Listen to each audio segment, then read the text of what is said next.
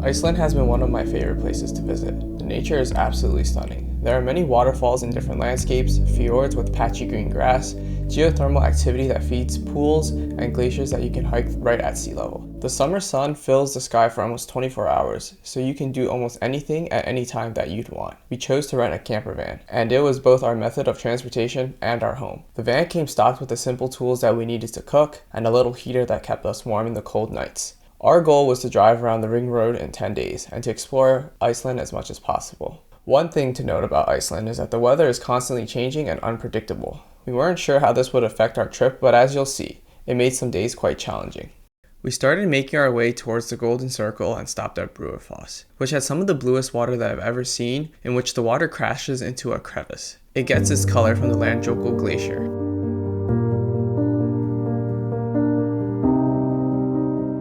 On our second day, we passed by Fridmar, and we knew we needed to stop. It is a greenhouse full of tomatoes, and the restaurant is booked out months ahead. All the seats were booked out for the days that we would be in the area, but we were determined to go early and grab an open table. Luckily, we got to put our names down, and we didn't have to wait long to snag a seat at the bar, before being seated in the dining area, where we got to try fresh tomato salad and burrata. We hit the road and headed towards Foss. We made dinner in the parking lot, and I just remember thinking that this was just going to be another boring waterfall. But in fact, this waterfall is unique because you get to walk behind it. The water is crashing down and blasted everywhere. We even got the chance to stand on a rock before large amounts of freezing cold water fell on us. This was truly an adventure that I didn't expect. If there's one thing in Iceland you should do, it's the waterfalls hike. It's absolutely epic. It's a 15-mile one-way hike between two glaciers that's a steady climb from Skógar to Þórsmörk. Since it's a through hike, we had to book a bus back. We wanted to start as early as possible because we had to reach Þórsmörk for the 8 p.m. bus. But we didn't make it out until 9:30 a.m. because it took us a while to boil our oatmeal. We started off with a series of steep stairs, quickly realizing that we had too many layers on as the sun beat down on us. Soon we were drenched in sweat, having to peel off layers to stay cool. The trail was filled with waterfalls, each unique in its own way, varying in size and cutting through different landscapes. The lush green landscapes made us feel like we were in a scene straight out of The Hobbit, hopping around the vibrant hills. We met Mike and Karen from Canada on mile 4, who joined us for 2 miles of our journey. We crossed a bridge that marked the turnaround point for many hikers, including our Canadian friends. The trail flattened out and became a stretch of plain rocks for a few miles, which was a bit monotonous. But then we spotted snow, and it was July. It was thrilling as the snow blended with the black sand, creating an otherworldly landscape.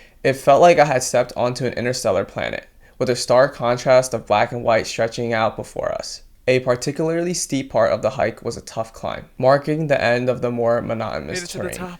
We then entered a vast landscape with rugged rocks, carving and twisting all sorts of directions. It even rained a bit. In the distance, I spotted a ledge and thought it would be the perfect spot to hike, overlooking the cliffs. Little did I know we'd be walking across it, holding on to chains on the steep descent. It was both exhilarating and a bit nerve-wracking. From there, we began to enter greener landscapes again, with the sun casting beautiful shadows across the terrain. We met a couple during this part of the hike who had no idea how they were getting back to Skógar, since all the bus tickets were sold out. I guess it goes to show how this adventure was too exciting to pass up, even if you have to hitchhike back. We were approaching the final stretch, feeling like we were in Middle Earth again. We finished the hike around 6 p.m., super exhausted but elated to be done.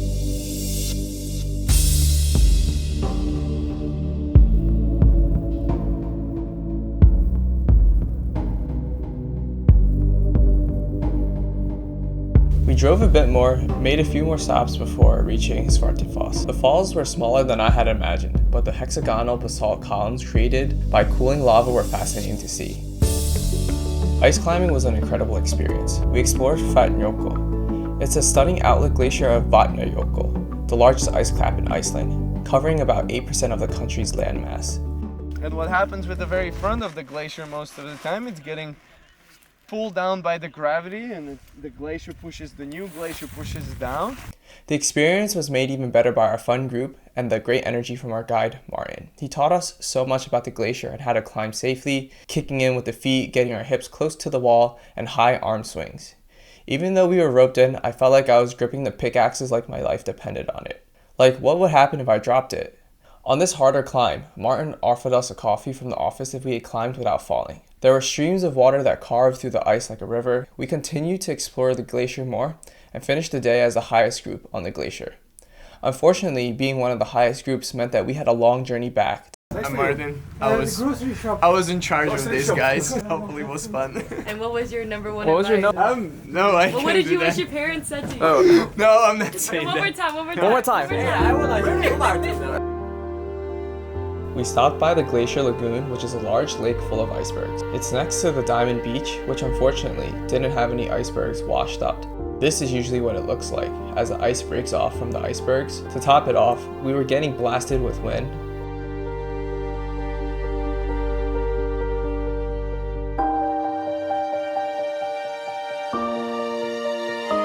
It was a sunny day in Borgafjörhof. I hope I didn't butcher how you pronounce that. It was an amazing place to observe puffins up close. We watched the puffin parents as they flew out to sea to catch fish for their chicks. I spent an hour trying to capture an image of the puffins mid-flight with some fish, along with several other photographers with even bigger lenses who had the same ideas. It was funny hearing the constant clicks every time a puffin came flying back, just in case it had some fish. It was hard since I didn't know who had fish, and if they did, they flew straight into their nest to feed their young.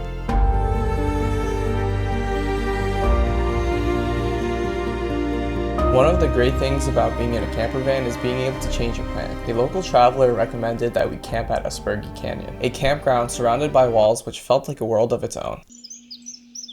Next, we headed to Haverfell Crater, which was a quick but steep hike. The constant wind made it tough to climb. From the top, we enjoyed stunning views of the nearby lakes and distant glaciers. We visited the nearby Mývatn nature baths. The blue waters were just as inviting as those of the Blue Lagoon, though the baths were a lot smaller than we had imagined. We drove to the northern fjords as we planned to visit a public pool in Hofsås. It's like an infinity pool overlooking the ocean, which sounded super cool. At this point, the weather had become less and less pleasant. There was just so much wind. Upon arriving to the pool, Iceland just sent out a weather warning for where we were and for the Snæfellsnes Peninsula where we were headed next. The drive was challenging, with lots of wind and dense fog that made the visibility so low we couldn't see in front of the car. When we arrived at Kirkjufell, the iconic mountain was shrouded in so much fog that it was barely visible. It was also Angela's birthday, so despite the weather, we tried to make the most out of the day by finding an indoor pool where we could relax and enjoy a few hours of warmth and comfort. Even though we couldn't fully explore the peninsula, I imagine it holds many beautiful sights that would be incredible to see on a clearer day. We took some time to explore Reykjavik, starting with a small stroll down the vibrant Rainbow Road. Angela loves trying new food, so she planned a food tour for us with 6 places that she found on Reddit. Along the way, we visited Hallgrímskirkja and wandered through charming small shops. The city's culinary delights were all a highlight, with my favorite being the scallops paired with wasabi, yogurt, and cold scallops from Skal. It was a dish packed with flavor. It was also nice to relax a bit and enjoy warm food after eating lots of simple, boring meals. We even managed to squeeze in a run during a brief window of clear weather, making the most of the moments without rain. Our final stop was the Blue Lagoon, known for its beautiful blue water and well-maintained facilities. The water is rich in minerals with silica and sulfur, which gave it the unique blue color and are believed to have healing properties. Iceland is just a place that I would want to visit again, as it's so different from the city of New York. I want to explore some of the other hidden gems and take baths in the mountains and try more hikes. The Frimvollhals hike and the ice climb were absolutely incredible. And don't forget about the puffins. I just loved the camper van culture in Iceland as it has made traveling so easy. Don't get me wrong, it's not an everyday thing, but it's a great experience. It gave so much flexibility in our schedule and I would definitely do this again.